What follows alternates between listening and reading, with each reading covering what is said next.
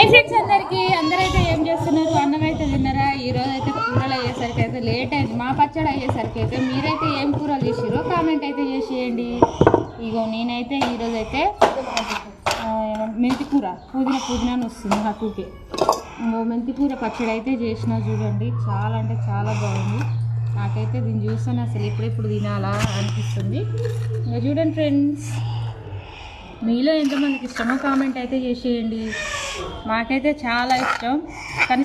కనీసం వారానికి 2-3 సార్లు ఇవే పచ్చళ్ళు తింటాం. కూరలు అయితే అంతగా ఎక్కువ అయితే తినరు మా ఇంట్లో. ఇంకా చూడండి ఫ్రెండ్స్ ఎంత బాగుందో.